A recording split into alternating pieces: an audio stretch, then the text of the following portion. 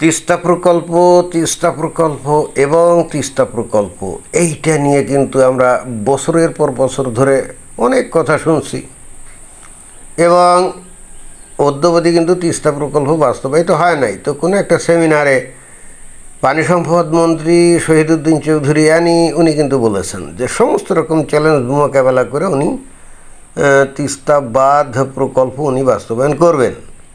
এখন উত্তরাঞ্চলের জন্য এই বাঁধ তো খুবই জরুরি দরকার, তাই না? ফসল ফলানোর জন্য পানির যে যোগান সেটা তো বাঁধ না দিলে দেওয়া সম্ভব না।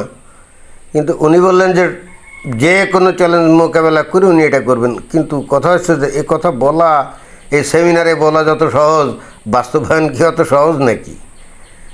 তো মূল বিষয় যাওয়ার আগে তার বক্তব্যটা আমরা একটু হালকা শুনি। তিস্তা চুক্তিটা খুব বেশি দরকার, এটা বারবার আলোচনা হয়েছে, হয়ে যায় কিন্তু হয় না। একেবারে ঠিক কথা যে বারবার শুনি যে হয়ে যাচ্ছে, এইবার হবে, কিন্তু বাস্তবে হয় না।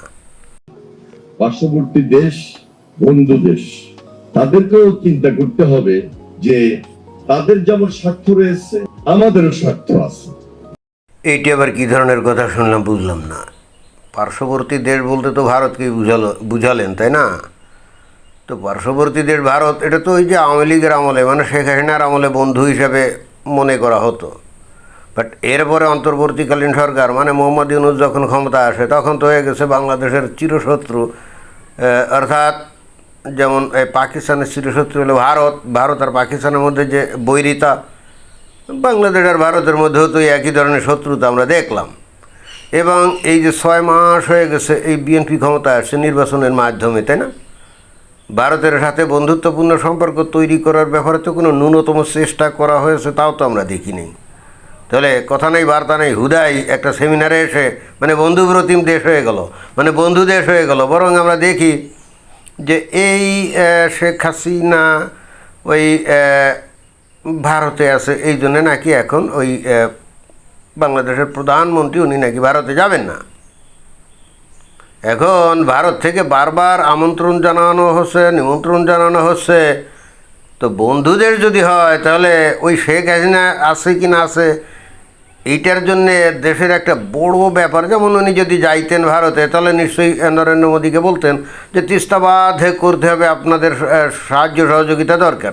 কেন সাহায্য সহযোগিতা দরকার সেটা কিন্তু একটু পরেই আমি একেবারে বাস্তবিক ভৌগোলিকভাবে দেখাবো। এখানে যে বলে না যে চীন এসে এখানে তিস্তা প্রকল্প করবে, অমুক করবে, সমুক করবে, এটা কোশ্চিনকালেও করবে না।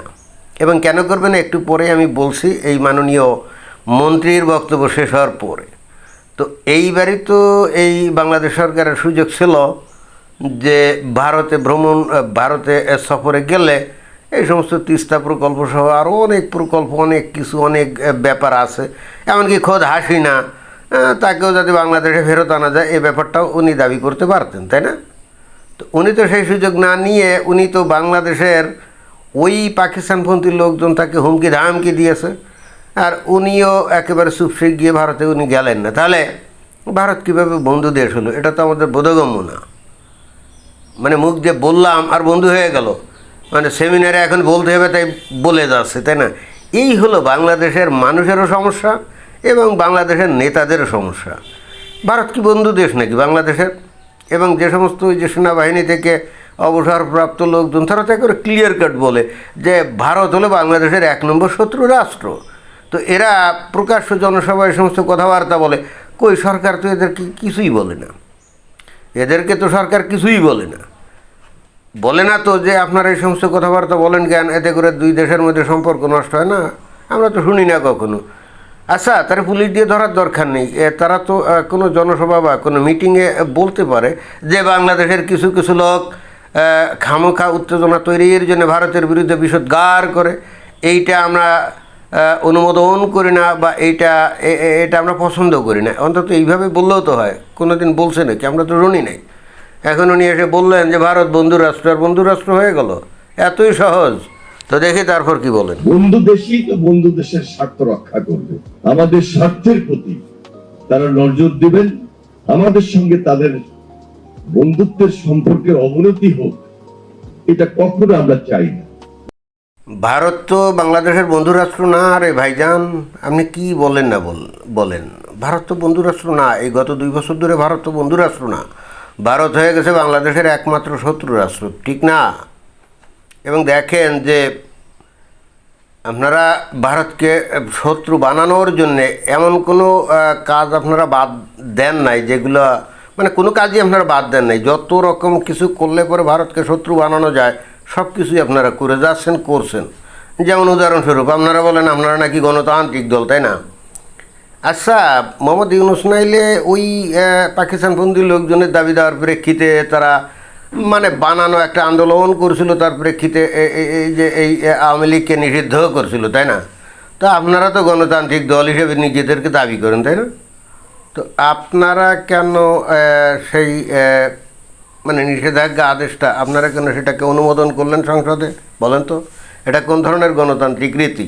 এবং এইটা যে করছেন, আপনারা কি জানেন না যে এই আওয়ামী লীগ এবং শেখ হাসিনা এটা হলো ভারতের বন্ধু? তো তাই যদি হয় আপনারা তাদের সেই রাজনৈতিক দলটাকে নিষিদ্ধ করবেন, এবং তারপরে শেখ হাসিনা উনি তো ভারতে বন্দিনী না, বাংলাদেশের সরকারের সেনাবাহিনী তো তাকে ধরে নিয়ে একেবারে মহাসমরে ভারতে দিয়ে আসছিল। এখন তাকে বলতেছেন যে বন্দিনী হিসাবে তাকে বাংলাদেশে মানে আপনাদের হাতে দিতে হবে, মানে মামাবাড়ির আবদান নাকি? তো এই সমস্ত কর্মকাণ্ড এবং দাবি দেওয়া যে করছেন, এগুলা কি বন্ধুত্বের লক্ষণ? এগুলো তো বন্ধুত্বের লক্ষণ না। এবং দেখেন যে এই ভারতের থেকে আপনাদেরকে কত মহাসমরে আমন্ত্রণ জানালো যে প্রধানমন্ত্রী যেন ভারতে যায়।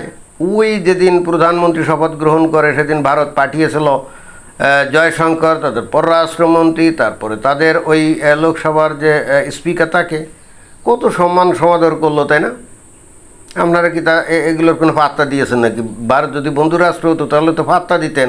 ঠিক আছে, ভালো কথা, বাংলাদেশে পাকিস্তানবন্দি লোকের আধিক্য বেড়ে গেছে, তো তাদের খুশি করার জন্য প্রধানমন্ত্রী গেল প্রথমে কোথায়, চায় নাই, ভালো কথা, ইটস ওকে, ঘুরে তো আসছে। তো এখন গেলে সমস্যা কী হতো? তা পাকিস্তানপন্থী লোকজনদেরকে খুশি করার জন্যে প্রধানমন্ত্রী এই ভারতে গেল না, এরপরে আবার দাবি করেন কি ভারত মানে বন্ধুরাষ্ট্র।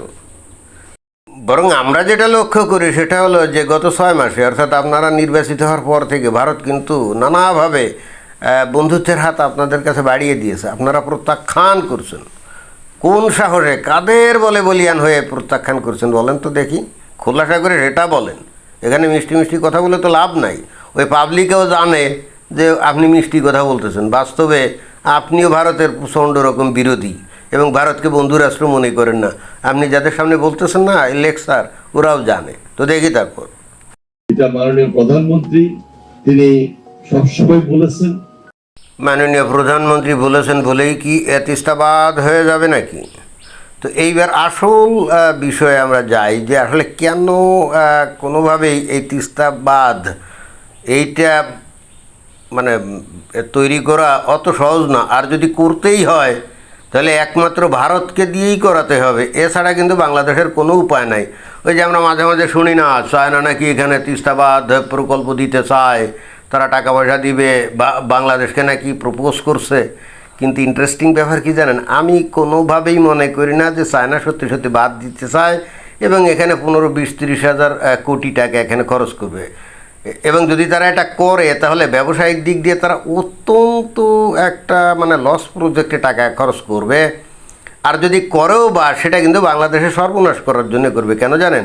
কারণ হচ্ছে এই তিস্তা বাঁধ ভারতকে বাদ দিয়ে যদি করা হয় তাহলে এই তিস্তা বাঁধের কোনো সুফল বাংলাদেশ পাবে না। কেন পাবে না সেইটা বুঝতে গেলে এখানে যে একটু ম্যাপ দেখতে হবে। হ্যাঁ, এই যে এই ম্যাপে এই যে লাল যে ফোটা ফোটা যে জিনিসগুলো দেখা যাচ্ছে না, আপনারা যদি খেয়াল করেন একটু একটু এনলার্জ করে দিলে আপনারা বুঝবেন।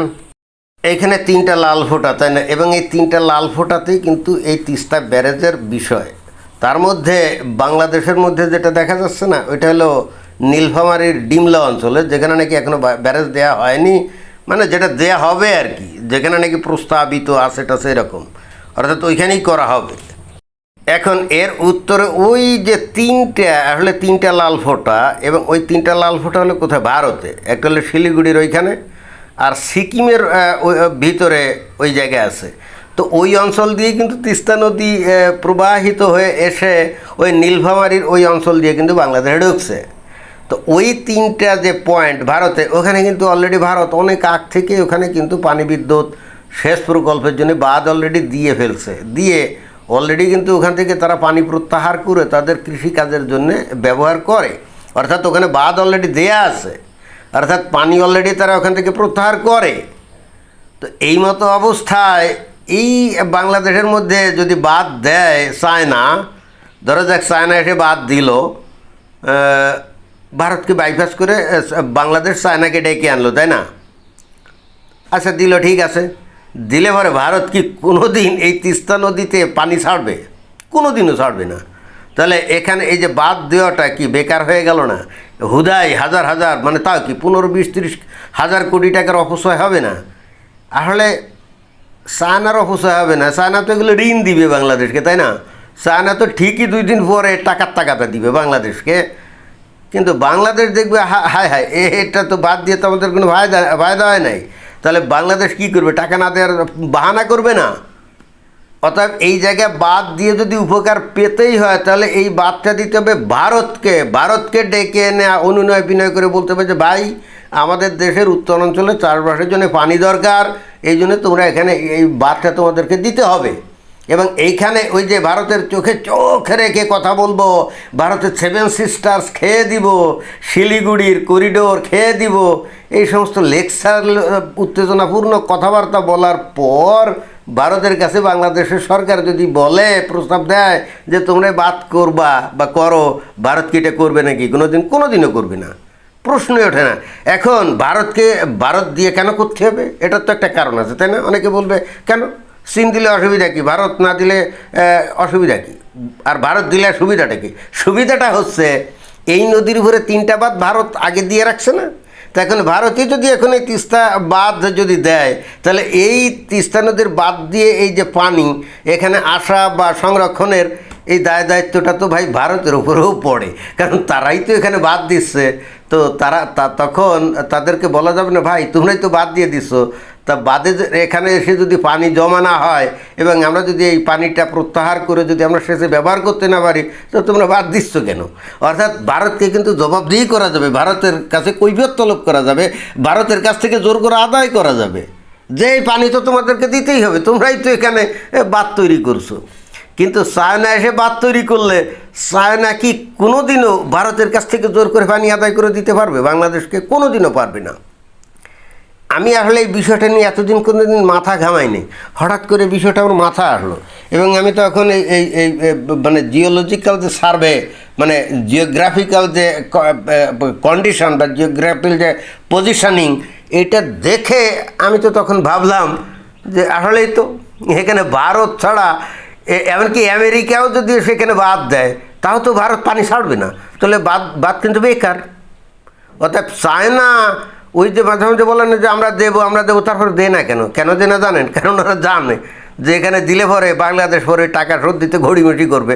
বাংলাদেশ পরে বলবে কি জানেন, চায়না তোমরা যে বাদ দিয়েছো ভালো কথা, তা তোমরা তো এত গবেষণা না করে তোমরা বুঝো নাই যে এখানে দিলে আমরা পানি টানি পাবো না, তাহলে খামাকে আমাদের টাকা খরচ করছো কেন? আমরা তোমাদের টাকা দেবো না। এটা নিয়ে হেভি কেওয়াস হবে। তবে হ্যাঁ, প্রকল্প এখানে একটা তৈরি হলে কিছু লোক অনেক টাকার মালিক হবে, এতে কিন্তু কোনো সন্দেহ নেই। বাট ভারতের সাহায্য ছাড়া, আর সাহায্যটা কি আসলে ভারতের চীন যদি করেও সেটাও ভারতের অনুমোদন লাগবে। আর বেস্ট হয় ভারতকে দিয়ে এই বাদটা দেওয়া, তাহলে ভারতের কাছ থেকে পানির ন্যায্য হিস্সাটা পাওয়া যাবে, আদরের সম্ভব না। এখন অনেকে বলবে 17-15 বছর তো সে গাইনা ক্ষমতায় ছিল, তো তখন কেন ভারত দেয় নাই? আরে ভারত দেয় নাই তার কারণ এটা তো পশ্চিমবঙ্গে এই বাঁধগুলা তো একবার কিন্তু উদ্যোগ নিয়েছিল ভারতের কেন্দ্রীয় সরকার এখানে বাদ দিবে, অর্থাৎ সে গাইনা তাদেরকে রাজি করিয়েছিল এবং তারা বাদ দিবে বলে কিন্তু রাজি হয়েছিল, কিন্তু হয় নাই কেন? তখন মমতা ব্যানার্জি ক্ষমতায় ছিল, মমতা ব্যানার্জি প্রচণ্ড রকমভাবে এটার বিরোধিতা করছিল। বরং এখন ছিল সুবর্ণ সুযোগ, যেটা নাকি তারেক রহমান হারাচ্ছে, কারণ এখন মমতা ব্যানার্জি ক্ষমতায় নাই, এখন ওই কেন্দ্রে যেমন বিজেপি, পশ্চিমবঙ্গেও বিজেপি, তো এইবার খুব ইজিলি ভারত কিন্তু এই বাদটা দিয়ে দিতে পারতো যদি ভারতকে অনুরোধ করা হতো বা ভারতের সাথে যদি সুসম্পর্ক থাকতো। কিন্তু মনে হচ্ছে বাংলাদেশের কপাল খারাপ, কারণ বাংলাদেশ তো পায়ে পাড়া দিয়ে ভারতের সাথে শত্রুতা তৈরি করছে, না গ্যাঞ্জাম তৈরি করছে। ফলাফল এখন যদি ওই বাংলাদেশ নমনীয়ও হয়, আমার মনে হয় না ভারত রাজি হবে। কেন জানেন? বিশ্বাস করবে না, এই বিএনপিকে বিশ্বাস করবে না, বাংলাদেশের পাবলিককে আর ওরা বিশ্বাস করবে না। বলবে যে খেয়ে দে কাম আছে, তোমাদের ওই জায়গায় যে আমরা বাদ দিতে যাবো, তোমরা 2 দিন পরেই তো ঢাকা না দিল্লি স্লোগান মারো, তো ভারত বয়কট করো। তো তোমাদের তো বিশ্বাস নাই, তোমাদের তো কোনো চরিত্র নাই, তোমরা তো যে কোনো মোমেন্টেই তোমরা উল্টা গীত গাও, মুনাফিকি করো। অর্থাৎ কি খামোখা তোমাদের ওই জায়গায় বাদ দিতে যাবো কেন, এত টাকা খরচ করতে যাবো কেন? আবার দেওয়ার পরে আবার তোমাদের ওখানে পানিও দিতে হবে, আমাদের দেশকে বঞ্চিত করে তোমাদের ওখানে পানি দিতে হবে, বুঝছেন? অর্থাৎ সুবর্ণ সুযোগ নষ্ট করছে। এই যে এই তারেক রহমানে যে ভারতে গেল না, এটা যে কী ভয়ঙ্কর বাংলাদেশের জন্য ক্ষতি হয়েছে, অন্তত অ্যাটলিস্ট এই খালি তিস্তা নদীর ব্যাপারটা দেখলেই বোঝা যায়। ভারত ইহজিন্দেগিতে মানে কেয়ামত পর্যন্ত কোনো দিনও এই জায়গা বাদ দিবে না, মানে ভারতের অনুরোধ করলেও বাদ দিবে না। আর যদি বাংলাদেশ নিজেরাও দেয় টাকা দিয়ে অথবা চায়না দিয়ে দেয়, তো কোনো ফায়দা হবে না, এখানে পানি পাবে না, ওই পুরো বাঁধটাই বেকার। এতে গেলে তিস্তা নদীর কথা হুবহু একই ঘটনা কিন্তু এই যে গঙ্গা নদীর ক্ষেত্রেও চলবে, বুঝছেন?